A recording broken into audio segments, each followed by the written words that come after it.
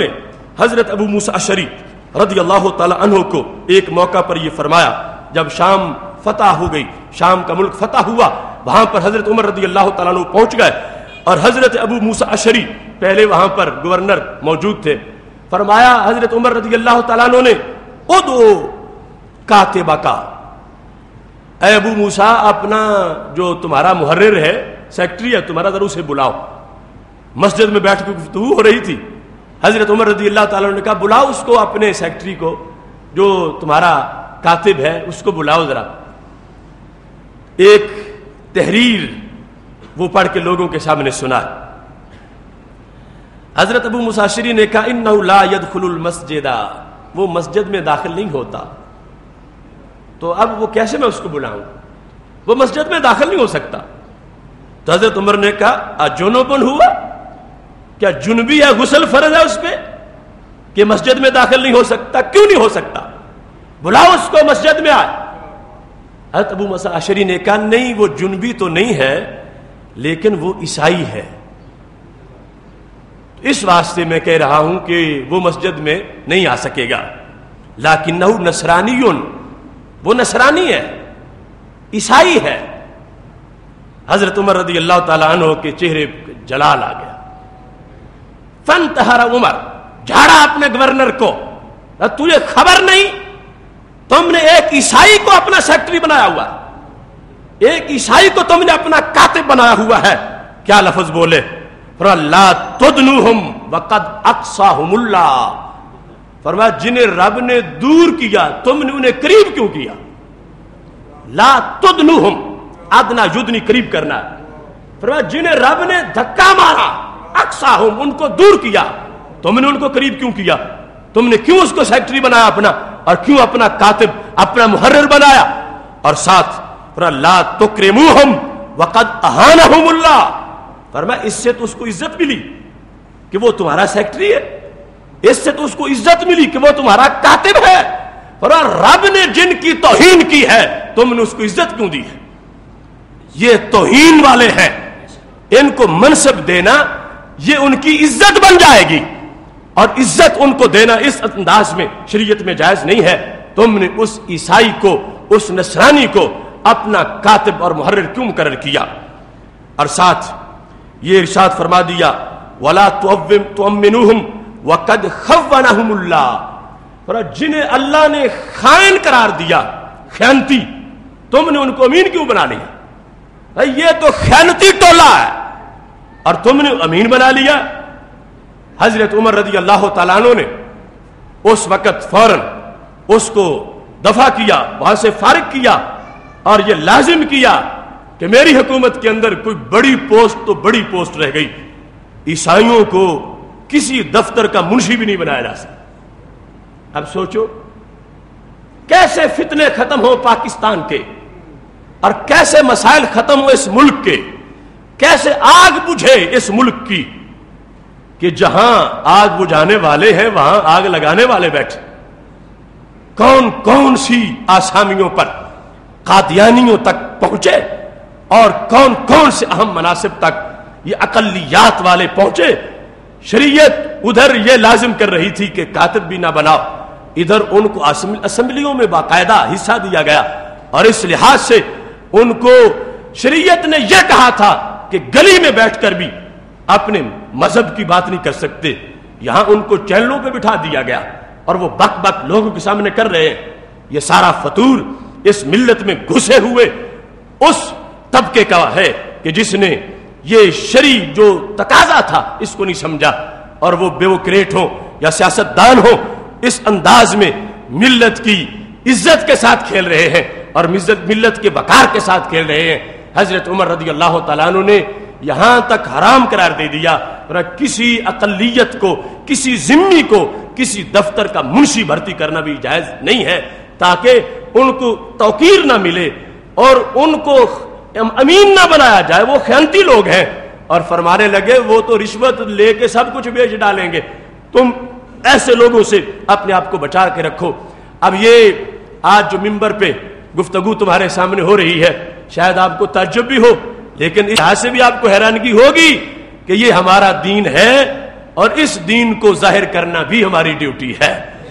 یہ ہمارا دین ہے, اس پر ہی تو بیس ہے. اگر اس جو نظام کا ڈھانچہ یہ خراب رہا تو پھر اسلام کی غلبے کی بات کیسے ہو سکتی ہے؟ مسجد والا دین بھی نہیں بچ سکتا, باہر میدان والا دین تو دور کی بات ہے.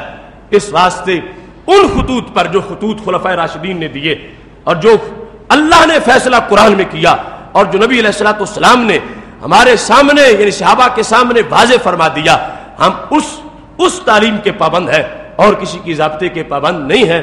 اس کے مطابق آج بھی اگر پاکستان میں جھاڑو پھیرا جائے اور ایسے لوگوں کو ایسی پوسٹوں سے جدا کیا جائے تو ساری آگے انشاءاللہ بجھ جائیں گی.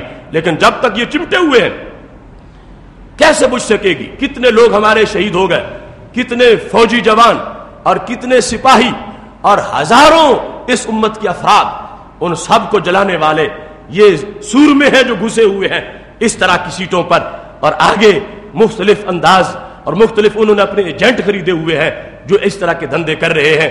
اس واسطے یہ لازم ہے کہ دین ہمارا جب جامع دین ہے, کامل دین ہے, اس میں مسجد بھی ہے, اس میں بازار بھی ہے, اس میں کچہری بھی ہے, اس میں تھانہ بھی ہے, اس میں اندرون, اس میں دوسری حکومتوں سے مذاکرات بھی ہیں.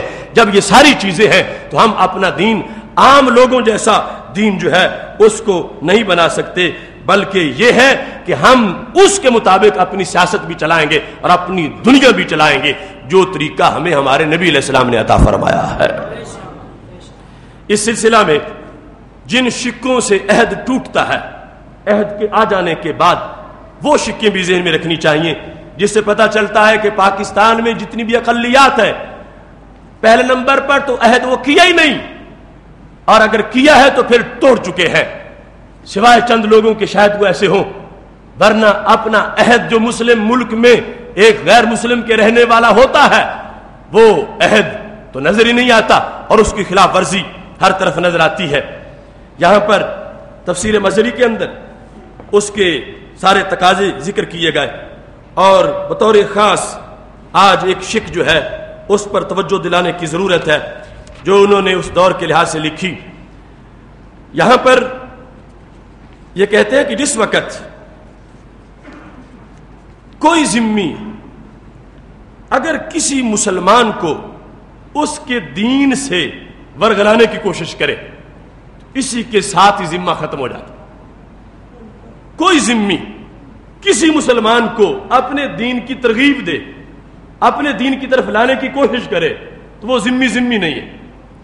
آج کے سارے قادیانی ہر وقت مسلمانوں کو گمراہ کرنے میں لگے ہوئے, ویزا دے کر, بیرون ملک ان کو ملازمت دے کر, اٹلی, فرانس, برطانیہ کے ویزے سامنے کر کے لوگوں کے ایمان لوٹے جا رہے ہیں اور لوگوں کو مرتد بنانے کی کوشش کی جا رہی ہے.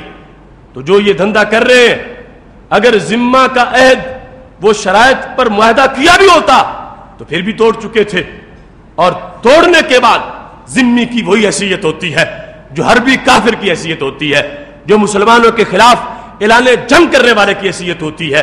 اس کے لیے نہ امن ہے, نہ امان ہے, نہ حقوق ہے, وہ سارے کے سارے حقوق سے خود بخود دستبردار ہو چکا ہے. سارے حقوق اس نے اپنے خود چھوڑ دیے ہیں جس وقت اس نے کسی ایک مومن کے لیے بھی ایسی بات کی کہ جس کی بنیاد پر اس کو ایسا پھسلانے کا موقع دیا جا رہا ہے.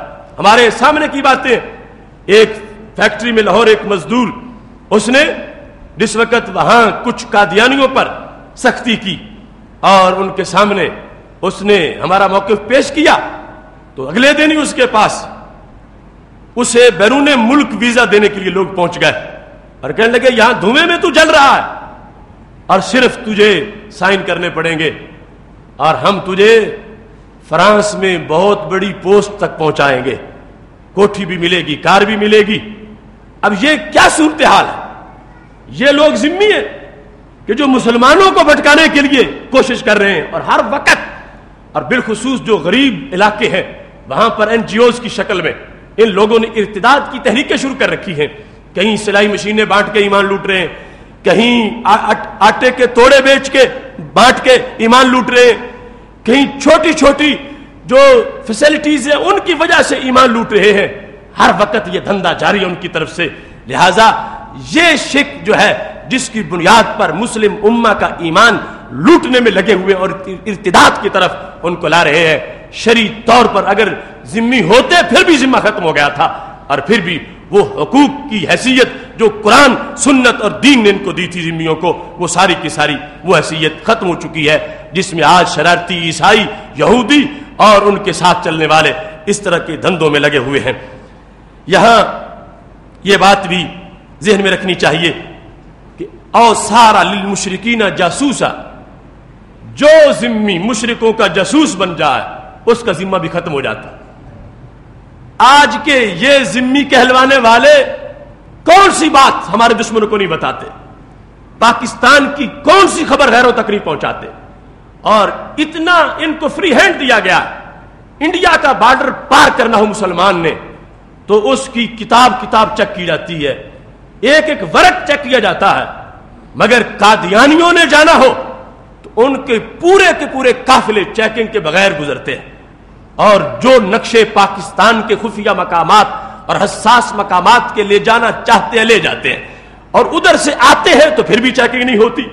یعنی ذمی تو گویا کہ مسلمانوں کو بنا دیا گیا، اور ان کو یہ وقار دے دیا گیا جو چاہے جا کے بیچ آئیں، جو چاہے اسرار پاکستان کے آگے منتقل کر دیں۔ تو جو ذمی جاسوسی کرے شریعت اس کو ذمی نہیں مانتی، شریعت اس کے ذمی ہونے کا جو اس کا واسطہ اس کو ختم کر دیتی ہے۔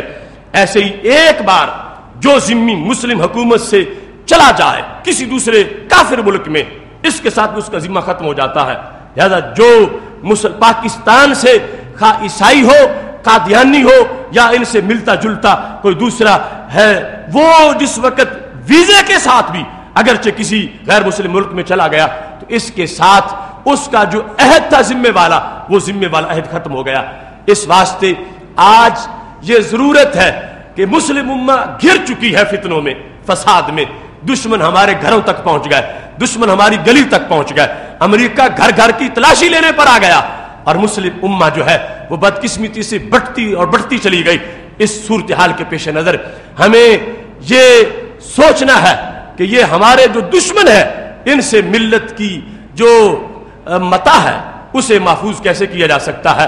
اور آج جو بطور خاص توہین رسالت کے کیسز بن رہے ہیں قادیانیوں کی طرف سے، تو ہر وقت ہے جس وقت ان کا مذہب یہ ہے کہ معاذ اللہ رسول اللہ صلی اللہ علیہ وسلم دنیا سے چلے جانے کے بعد دوبارہ مرزا قادیانی کی شکل میں زندہ ہوئے ہیں، تو یہ تو اتنی بڑی توہین ہے کہ جس سے بڑی اور توہین کیا ہوگی۔ تو ہر قادیانی یہ توہین کر رہا ہے، اور توہین رسالت اگر کوئی کرتا ہے اس کی شریعت کوئی نگرانی نہیں کرتی، نگہبانی نہیں کرتی۔ اس نے خود اعلان کر دیا مجھے مارو، اس نے خود اعلان کیا مجھے قتل کرو، کیونکہ میں باغی ہوں تمہارا، میں تمہارے نبی کی توہین کرنے والا ہوں۔ جو شخص بھی اہانت رسول صلی اللہ علیہ وسلم کا ارتکاب کرتا ہے، اگرچہ اس نے سارا عہد نامہ بھرا ہو، فل کیا ہو، دستخط کیے ہوں، مگر وہ عہد ٹوٹ جاتا ہے، اس کے بعد اس کا عہد باقی نہیں رہتا۔ یہ فتویٰ بھی خلافت راشدہ کا فتویٰ ہے۔ کتاب الفتوح میں حضرت سیدنا صدیق اکبر رضی اللہ تعالیٰ عنہ کا یہ فتویٰ موجود ہے، جس کو امام سیوطی نے تاریخ الخلفاء میں بھی ذکر کیا۔ کتاب الفتوح کے اندر وہ فتویٰ موجود ہے جو حضرت مہاجر بن امیہ رضی اللہ تعالیٰ عنہ کی طرف خط لکھا تھا سیدنا صدیق اکبر رضی اللہ تعالیٰ عنہ نے۔ مہاجر بن امیہ یمامہ کے امیر تھے۔